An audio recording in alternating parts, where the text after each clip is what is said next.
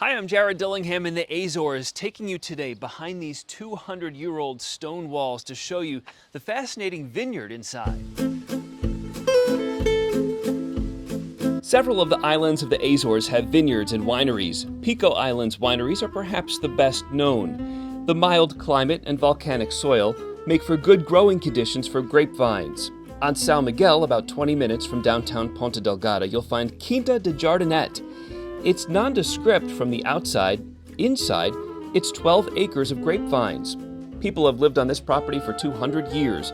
It was a citrus farm growing oranges to export to England. The Jardinete, which gives the winery its name, is a small hut on a perch above the vineyards.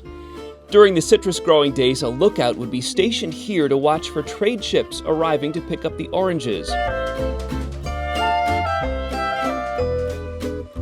The property was abandoned for almost 100 years before an Azorean family bought it and began restoring the house.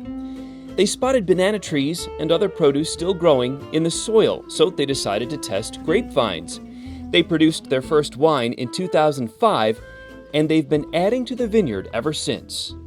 The winery's owners stopped using herbicides and pesticides. Instead, they use natural remedies to prevent fungus on the leaves. Roses are planted at the end of the rows. They're the most sensitive to disease, so they alert staff if something's wrong before it spreads to the grapes. Beehives were also brought in to help with pollination on the property. To deal with seasons of heavy rainfall, rows of grass are planted between the rows of grapevines to help absorb all the extra moisture. In June and July, they pull nets up around the grapevines to prevent birds from eating the fruit. The vineyard is naturally climate controlled by the rock walls surrounding the fields. The rocks absorb the heat during the day and release it at night, creating a kind of greenhouse effect. Quinta da Jardinete produces around 16,000 or more bottles of wine each year, 50% red, 40% white, 10% rosé.